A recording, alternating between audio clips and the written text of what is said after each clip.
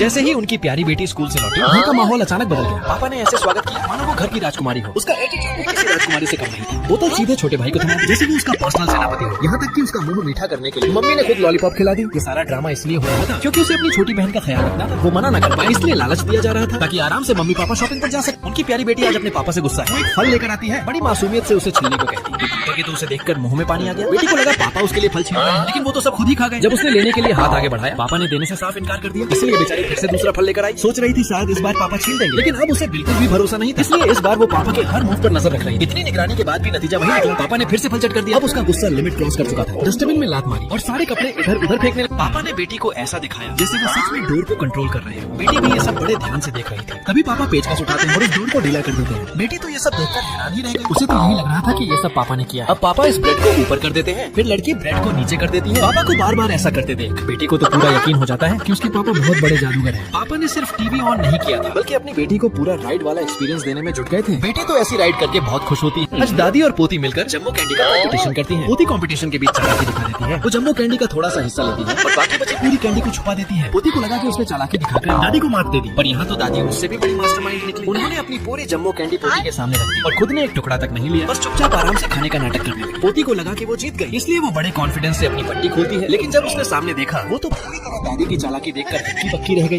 लेकिन ने खुद के चेहरे का ही प्रिंट निकलवा लिया और तैयार था अपने दोस्त के साथ प्रैंक करने के लिए। यहाँ तक की टोपी भी पहना दी ताकि देखने में बिल्कुल रियल लगे। ले जाकर सीधा फ्रिज में सेट कर दिया। अब प्रैंक को रियल दिखाने के लिए उसने काम को अगले लेवल पर पहुंचा दिया। जल्दी जल्दी नकली केचप जमीन पर बिखेरा और फिर अपनी टी शर्ट पर भी लगा लिया ताकि लगे जैसे कोई गंभीर वारदात हो गई हो। पूरा सेटअप तैयार था, बस अब दोस्त के आने का इंतजार है। जैसे ही दोस्त अंदर आया, जमीन पर फैला लाल कलर और इधर उधर बिखरा सामान देखकर बेचारे के सीने में दिल नहीं, पूरा डीजे साउंड बजने लगा। फिर उसने बड़ी हिम्मत जुटाई, लाल निशानों को फॉलो करते हुए धीरे धीरे फ्रिज के पास पहुंचा और जैसे ही दरवाजा खोला, जो अंदर देखा उसे देखकर वो वही, ये तुम पागल हो क्या जो बच्चे के लिए इतनी बड़ी टी शर्ट लेकर आ गई? तुम्हारे लिए तो पैसे पेड़ पर उगते हैं। पत्नी बड़े एटीट्यूड से बच्चे की टी शर्ट निकालती है और फिर खुद पहन लेती है। सॉरी, मुझे पता नहीं था कि ये तुम्हारी है।